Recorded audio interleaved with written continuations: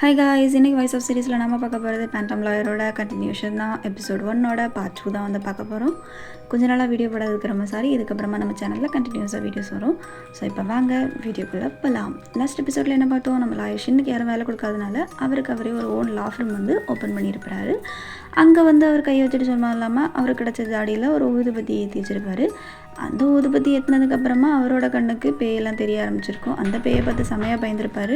அதுக்கப்புறமா தான் தெரியும் அவரோட ஆஃபீஸே ஒரு ஷாமனோட இடத்துல இருக்குன்னு. லேண்ட்லார்டுக்கிட்ட லீஸை கேன்சல் பண்ண சொல்லுவோம். லேண்ட்லார்ட் சிம்பிளாக அவங்க அம்மா கிட்ட சொல்லிடுவேன்னு சொல்லுவோம். சின்னுக்கும் வேறு வழி இல்லாமல் வீட்டுக்கு போகிறாரு. அங்கேயும் சொல்லலாம் இல்லாமல் அவருக்கு பிடிக்காத போர்க்கை சாப்பிட்டு வாமிட் பண்ண வச்சிருது.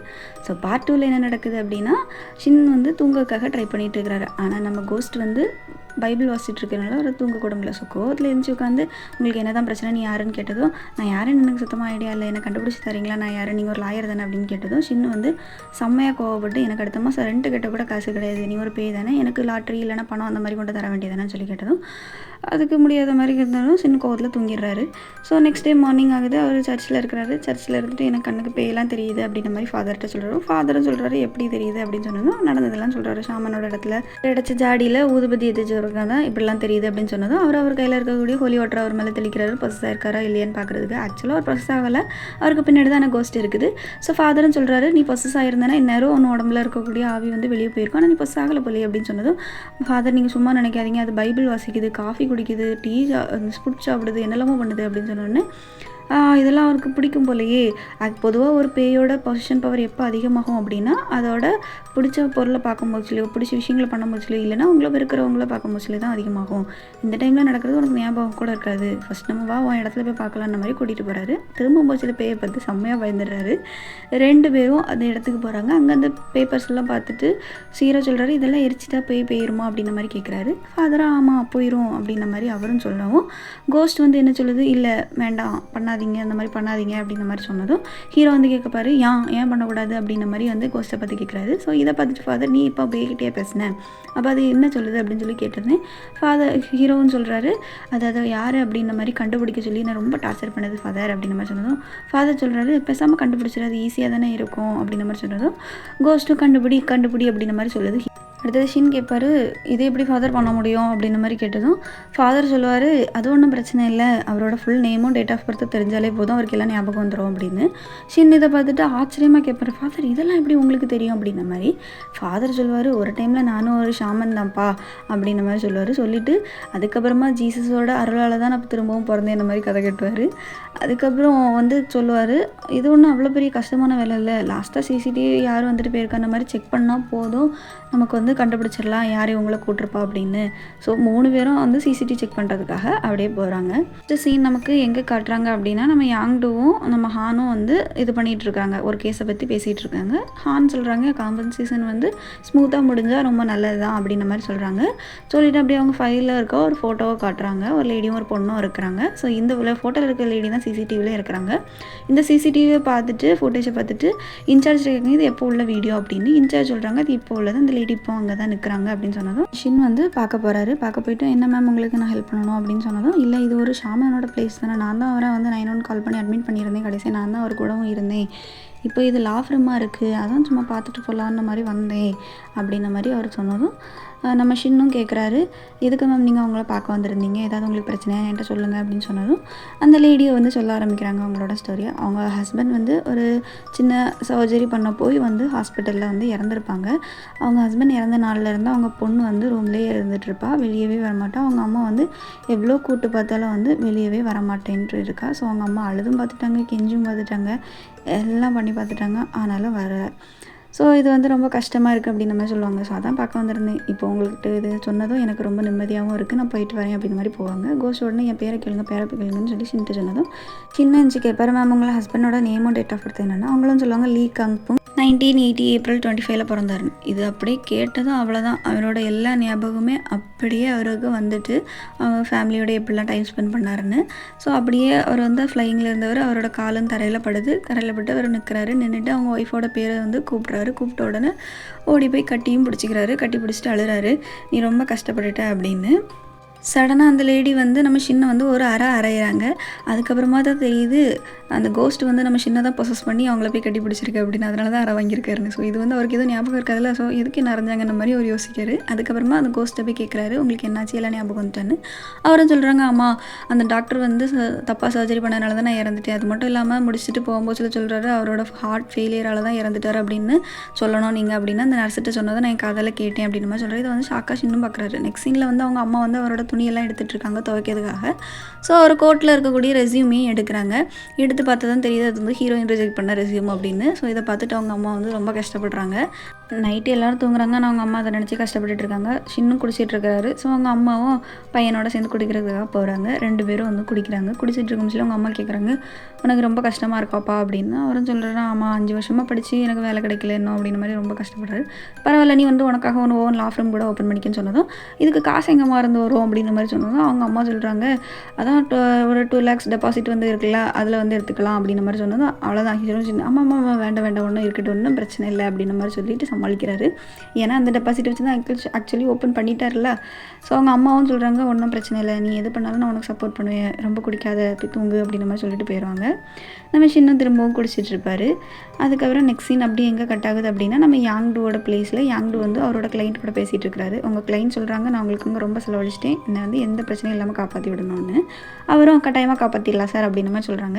அடுத்தது ஒரு அக்ரிமெண்ட்டோ கையில் வச்சுட்டு நம்ம கோஸ்ட் ஒய்ஃபோட லாயர், அப்புறம் அந்த கோஸ்டோட ஒய்ஃப், அப்புறம் ஹான் இருக்காங்க. அந்த லாயர் என்ன சொல்கிறார் அப்படின்னா, நீங்கள் ரொம்ப லக்கி, எந்த ஒரு தப்புமே பண்ணாமல் அந்த டாக்டர் வந்து உங்களுக்கு $30,000 கமிஷனாக தாரேன்னு சொன்னோன்னா, இல்லை கேஸ் என்ன இன்வெஸ்டிகேஷன் நடந்துட்டு தானே இருக்குது, அதுக்கு முன்னாடி இதுக்கு அவசரப்படணும் அப்படின்னு சொன்னது. அப்போ நீங்கள் கோர்ட்டுக்கு போகிறீங்களான்னு லாயர் கேட்டதும், ஆமாம் கட்டாயம் போவேன் அப்படின்னு சொல்கிறாரு.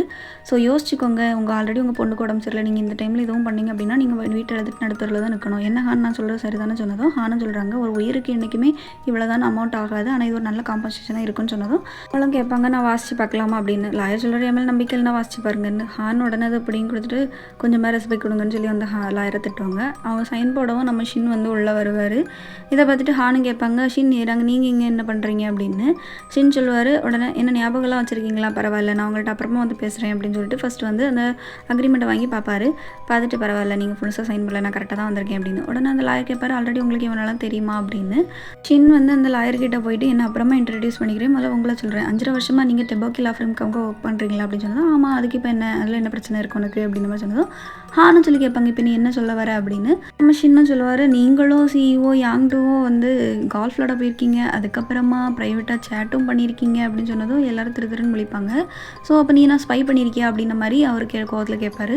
சேச்சே நான்லாம் போய் எப்படி பண்ணுவேன்னா. ஃப்ளாஷ்பேக்கில் ஷின் வந்து கோஸ்ட்டுக்கிட்ட சொல்லியிருப்பாரு, நான் உங்களோட கேஸை வந்து நடத்தி தரேன் அப்படின்னு ஃப்ரீயாக அப்படின்னு மாதிரி சொல்லியிருப்பாரு. ஸோ அந்த லாயர் என்ன பண்ணலாம்னு சொல்லி கோஸ்ட்டு கேட்டதும், நம்ம வந்து மொத்தமாக முடிச்சிடலாம் அப்படின்னு சொல்லியிருப்பாரு. ஸோ அந்த கோஸ்ட்டு வந்து அந்த லாயரோட பாஸ்வேர்டை வந்து பார்த்துருக்கோம். பார்த்துட்டு அதை ஷின்ட்டு சொல்லியிருக்கோம். ஷின்னு இப்போ அந்த பாஸ்வேர்டை பார்த்து ஓப்பன் பண்ணதும் ஃபோன் ஓப்பன் ஆகிடும். இதை பார்த்தோன்னா லாயர் வந்து அதை பிடுங்க போவார், ஆனால் கீழே விழுந்துருவார். ஸோ அதில் உள்ள ரெக்கார்டிங்கை வந்து போட்டு காணிப்பார். அந்த ரெக்கார்டிங் வேறு ஒன்றும் இல்லை, நம்ம லாயர் வந்து நம்ம யாங்கூக்கிட்ட பேசினது தான். ஸோ அதை பார்த்த உடனே ஹான் வந்து கோவத்தில் வந்து கிளம்பி போயிடுவாங்க. இன்னும் அந்த லாயரை ஃபயர் பண்ணிவிட்டு நீ வந்து அவங்களுக்கு ஃபைனாக டபுள் தான் அமௌண்ட் பே பண்ணணும்னு சொல்லியிருப்பாரு. ஸோ அந்த லேடி வெளியே வந்து நம்ம ஹீரோக்காக தேங்க்ஸ் சொல்லுவாங்க. தேங்க்ஸ் சொன்ன பிறகு நம்ம ஹீரோ சொல்லுவாங்க, உங்கள் பொண்ணு எதுக்காக வெளியே வராமல் இருக்கான்னு தெரியுமா அப்படின்னு. ஸோ இதுக்கு இந்த மாதிரி அவங்களும் பார்ப்பாங்க. அப்புறம் அவர் சொல்லுவார், உங்கள் ஹஸ்பண்டோட டெத்தை அவன் பொண்ணால் ஏற்றுக்க முடியல, அதனால தான் அவன் வந்து வெளியேற மாட்டேங்க, ஏன்னா நீங்களும் அதுக்கு வந்து ஈஸியாக கைவிட்டுறீங்க அப்படின்னு.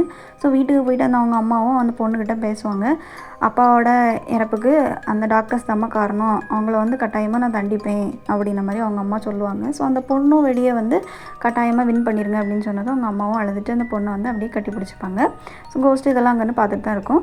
நெக்ஸ்ட் வந்து நம்ம ஷின்னுக்கு வந்து ஃபோன் பண்ணி நம்ம வந்து கேஸ் நடத்தலாம் அப்படின்ற மாதிரி சொல்லுவாலும் நம்ம ஷின்னு வந்து செம்ம ஹாப்பி. ஸோ வந்து ரொம்ப சின்சியராக அதுக்கான ஒர்க்ஸ் எல்லாம் வந்து பார்த்துட்ருக்காரு நைட்டாட்டு. நெக்ஸ்ட் வந்து ஹாஸ்பிட்டல் போயிட்டு ஏதாவது எவிடன்ஸ் கிடைக்குமான்னு பார்க்குறாரு. கோஸ்ட்டு வந்து அவரை ஆப்ரேஷன் பண்ண தேட்டருக்கு கூப்பிட்டு போகிறாங்க. இவரை உள்ளே போகிறதுக்காக ட்ரை பண்ணி பார்ப்பாரு. ஆனால் வந்து அவங்க வந்து இவரை உள்ளே விட மாட்டாங்க. ஸோ அடுத்து என்ன பண்ணலான்னு சொல்லி 2 பேரும் வெளியே வந்து பேசிகிட்டு இருப்பாங்க.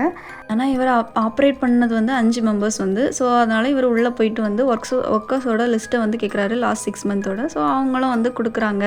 ஸோ எல்லாமே வந்து ஸ்மூத்தாக முடியுது. ஸோ அடுத்த நாள் வந்து எல்லோரும் அவங்களோட பேப்பர்ஸ் எல்லாம் எடுத்து வச்சுட்டு ரெடி ஆகிட்டு இருக்காங்க. நம்ம ஹானும் வந்து அவங்களோட ட்ரையலுக்காக வந்து எல்லாத்தையும் எடுத்து வச்சுட்டு ரெடி ஆகிட்டு இருக்காங்க. நம்ம ஷின்னும் ஒரு பக்கம் அவரோட திங்ஸ் எல்லாத்தையும் எடுத்து வச்சுட்டு அப்படியே வராரு. அவங்க ஃபேமிலியெலாம் அவங்கள என்கரேஜ் பண்ணிகிட்டு இருக்கிறாங்க. நெக்ஸ்ட் சீனில் வந்து எங்கே காட்டுறாங்கன்னா பண்ணுறாங்கன்னா கோர்ட்டில் வந்து அவரோட திங்ஸ் எல்லாத்தையும் வந்து அப்படியே அரேஞ்ச் பண்ணிகிட்டு இருக்கிறாரு. நம்ம வந்து ஜெயிச்சிடலாம், நம்ம வந்து ஏதாவது பண்ணி வின் பண்ணலாம் அப்படின்ற மாதிரி அவங்களுக்கு வந்து ஆறுதல் சொல்கிறாரு. சொல்லிவிட்டு அப்படியே அடுத்த சைடு காட்டுறாங்க. நம்ம ஹானும் அந்த டாக்டரும் இருக்கிறாங்க. அப்படியே நம்ம ஹீரோட ஃபேமிலியும் உள்ளே வந்துடுறாங்க. இவரை என்கரேஜ் பண்ணதுக்காக ஹீரோ செம்ம நர்வஸாக இருக்கிறாரு மொத்தமாக. அதுக்கப்புறம் அப்படியே கோஸ்ட்டை வந்து காட்டுறாங்க. கோஸ்ட் வந்து கோர்ட்டோட வெளியே இருக்காங்க. ஏன்னா ஹீரோ சொல்லியிருப்பாங்க நீ உள்ளே வந்து ப்ரொசஸ் பண்ணிடுவேன் அப்படின்னு. ஆனால் அதையும் கேட்காம உள்ளே வந்துடுவாங்க. ஹீரோ வந்து எதுக்கு உள்ளே வந்தீங்க அப்படின்ற மாதிரி கேட்டுட்ருப்பாங்க.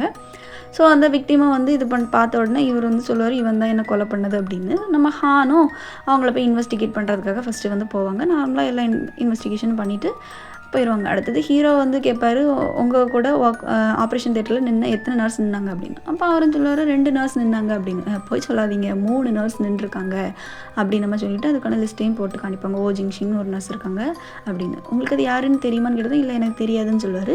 ஸோ அவர் தான் சொல்லுவார் அந்த நர்ஸ் தான் கடைசி வரைக்கும் ஆப்ரேஷன் தியேட்டரில் உங்கள் கூட நின்று நீங்கள் பண்ண தப்பு எல்லாத்தையும் பார்த்தது. ஸோ அந்த ஒரு விட்னஸை நீங்கள் மறைச்சிட்டிங்கன்னு சொன்னதும் அவரை தான் மிரண்டு போயிடுவார். ஹான் சொல்லுவாங்க இது வந்து தப்பான அக்யூசேஷன் அப்படின்னு சொன்னதும் ஜட்ஜ் வந்து ஒத்துப்பாங்க விட்னஸ் எல்லாமே இதை வந்து ஒத்துக்க முடியாது அப்படின்னு.